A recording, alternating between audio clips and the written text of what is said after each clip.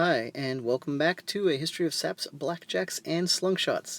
I just got this guy, and I'm really excited about it. I might be the only one, but I am. I didn't think I was going to own a kind of a specimen like this, so this is really cool. But I do have a concern about authenticity, which we'll talk about at the end. So, I'm going to describe this as a Bosun's Cosh. Now, a Bosun's Cosh, B-O-S-U-N, Bosun, by the way, if you want to look it up, is a sailor's disciplinary tool slash weapon. So this is pretty unique in our family tree here, but it is related, and I believe this is the precursor to the blackjack. Now, I say that for a couple of reasons. It's a small, flexible impact weapon. It's weighted on the end, of course, but notice that cylindrical shaft. In the old days, so like 1700s, 1800s, when this was used aboard ships, that was whalebone, which is really cool, and it'd give it kind of that wobbly action. They would kind of twist the whalebone, which is baleen, is another word for it, and there you go. Whack, right? Weighted end, it's going to hurt a lot. That's lead there at the end.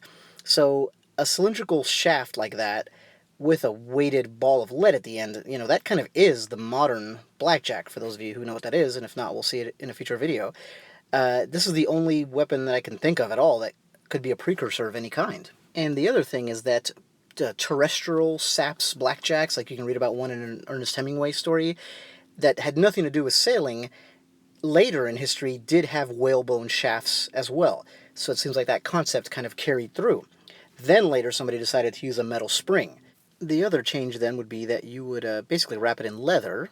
Modern blackjacks, think of, gangster tools, police, be wrapped in leather, kind of maybe smooth or braided, instead of this kind of stitching. So sailors, of course, they're handy with rope, and they would often braid these things, use cross-stitching. Sometimes they're really fancy. They were definitely meant to impress. Here, by the way, is a modern blackjack. It's a convoy. It's a classic 20th century blackjack, and you can see the similarities, right? And that, again, that's the only weapon I can think of that led the way to this. Either way, that's what the Bosun's Cosh was.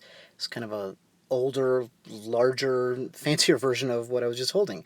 Now here, let's take a look up close at the striking head, and this is kind of neat, even though it hurt the value.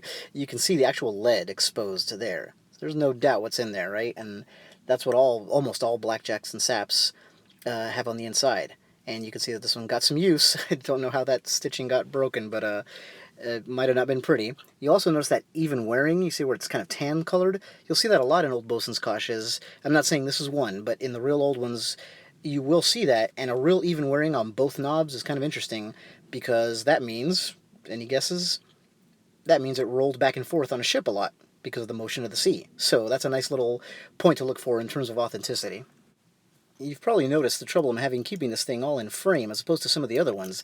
This one's really long because it was a symbol of authority. If you were a sergeant-at-arms on a ship or something like that, or a bosun, obviously, you didn't need to hide this. In fact, it was a reminder to the crew to stay in line. So that's one of the reasons for the extraordinary length. Extraordinary as far as our weapons go, right? And here's my D3 kind of leather teardrop, classic shape, and you can see it's just so much smaller. There's absolutely no comparison. And Bosun's Cosh did not have to have a baleen, that's whalebone, shaft, by the way. Sometimes they would use cane, but they would work it until it was flexible. So you still always did have that flexibility, even if it wasn't whalebone. Now, the ones that have a whalebone shaft that's exposed, those are really gorgeous. So just check one out online, and you'll see what I mean. So let me remove this guy for a second here. And here is a 20th century Buckheimer 211 police sap. And again, you can see the same principle, right? Look at the motion. It's very, very similar. This one happens to be a soft sap. But again, you can see the precedent that our Bosun's Cosh set.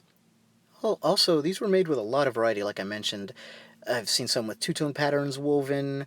They'll have brass buttons. One had a whistle built into the bottom, which makes sense if it's going to be used on a ship, by someone with some authority. They're asymmetrical, but like in a really cool, purposeful way sometimes. In size, they generally stay around the same. This one's about, I think it's like 17 inches. You can see the lanyard there. That's a standard feature, like it is with most of our weapons. And again, this was a weapon. Even if it was primarily a discipline tool, you enforce discipline, through the pain that it could cause. So it could absolutely work in a fight for you. You saw that wobbly, kind of snapping motion.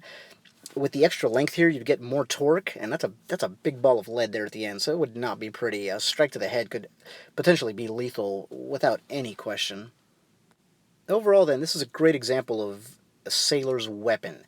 They were pretty unique in what they created because they were so handy. They had all kinds of materials that they could use, again, rope, whalebone, you name it. So they could whip up all different kinds of saps, and they did a wide variety. The Bosun's Cosh, along with the Slungshot, would be considered, I think, the two main real unique contributors that they sent in to, kind of added to the sap DNA. And you think about sailors, they were the most mobile workforce in the world, so they were running around all over the place, getting into fights once they were on shore, and that really did happen. That's no exaggeration whatsoever. It happened all the time. Sailors from one country would run into sailors from another. I've read these accounts, and bam, the brawl was absolutely on, and implements like this would definitely get used. I talked about the authenticity concerns, so real quick, I've got to say, I'm using this as an example of a Bosun's Kosh. It looks like one, it acts like one. I'm not 100% sure it is one. I don't think it's a modern reproduction, but it was being sold as kind of a 20th century riding crop. So, in brief, because we'll cover this later, a riding crop is what you used to hit a horse with. Not very nice, but especially in the old days, right, to encourage them to move along. But a loaded crop is one that's turned into a weapon by sticking lead in the head there. Those show up in Sherlock Holmes all the time, and in fact, it was his favorite weapon. So that might be what this is as well, and I don't know, but I want to stick to Bosun's Kosh because it'll be a long, long time before I get a legitimate, definite, authentic from the high seas one, if I ever do. Speaking of which, there's a really nice group of people working at an antique store called Walpole's in London, and I corresponded with them, and they're letting me use really nice high-definition pictures of some exquisite, very expensive examples that they have for the book I'm writing or trying to write, so that's really cool. Maybe one day I'll get to actually have one of those in hand. So that is the Bosun's Kosh. It's as forgotten as any of our weapons, and now you know what it is. Thanks.